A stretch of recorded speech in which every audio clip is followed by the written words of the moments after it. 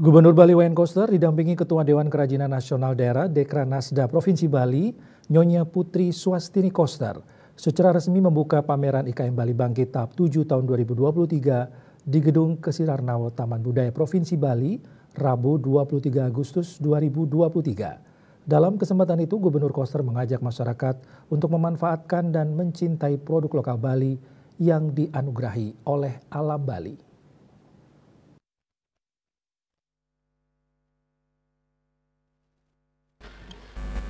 Gubernur Koster dalam sambutannya memberikan apresiasi kepada Nyonya Putri Koster yang telah memiliki idealisme, komitmen, dan kerja keras dalam menjalankan tugasnya sebagai Ketua Dekranasda Provinsi Bali sejak 5 September 2018.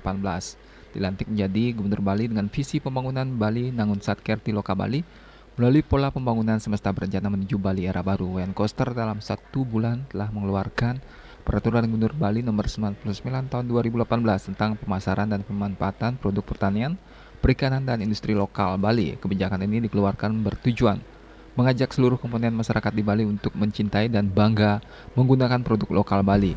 Bali yang menjadi tujuan destinasi wisata utama dunia juga harus menyuguhi para wisatawan dengan berbagai produk lokal Bali. Gubernur Koster mengatakan Bali tidak memiliki sumber daya alam berupa gas, batubara, minyak, emas, dan tambang umum lainnya yang menjadi sumber penggerak ekonomi dalam mensejahterakan masyarakat. Karena itu, melalui Peraturan Gubernur Nomor 99 2018 yang mengajak masyarakat untuk memanfaatkan dan mencintai produk lokal Bali yang dianugerahi oleh alam Bali seperti salak Bali, manggis Bali, beras Bali, sapi Bali, ayam Bali, arak Bali, kopi Bali, sayur Bali, hingga kain tenun Bali dan produk lokal Bali lainnya. Disampaikan oleh Ibu Putri berkaitan dengan aktivitasnya selama 5 tahun sebagai Ketua Dekranasda. Sepengetahuan Titiang, apa yang dikerjakan ini itu bagus. Karena Bu Putri cirinya itu pertama adalah idealisme dulu yang saya lihat, yang Titiang lihat. Idealisme.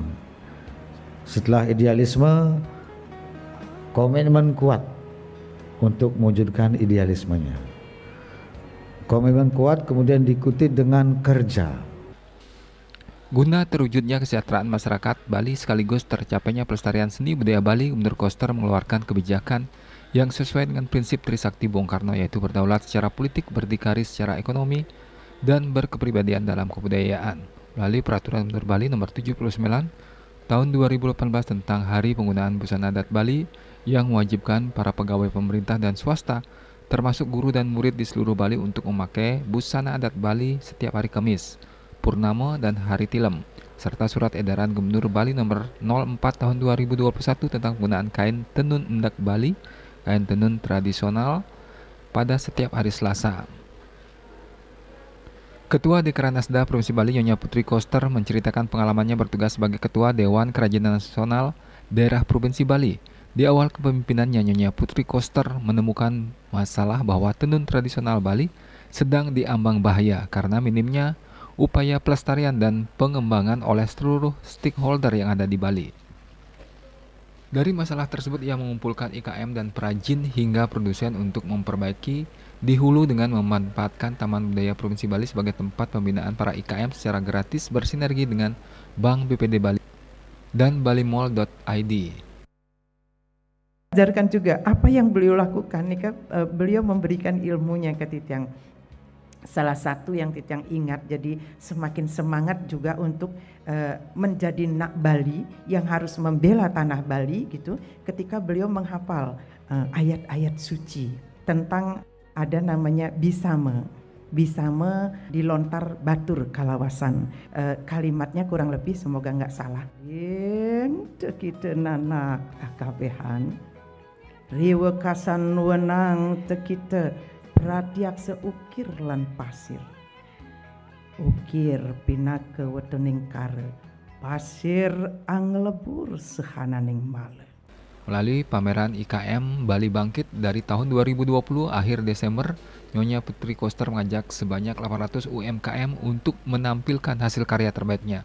Sampai tahap ke-6 di tahun 2023 ini, omset yang diraih pelaku UMKM nilainya mencapai 58,868 miliar rupiah. Atas masalah ini, pihaknya semakin mengetahui bahwa ekonomi Bali dalam kondisi sangat mengkhawatirkan karena pekerjaan tenun di Bali telah diambil oleh orang luar. Pasar juga diambil, uang kita keluar, dan endak Bali terancam di masa mendatang. Hanya tinggal kenangan serta berubah menjadi endak troso dan sebagainya akibat adanya perilaku yang menjauhkan pelestarian kain tenun endak Bali melalui perkembangan bisnis yang pragmatis.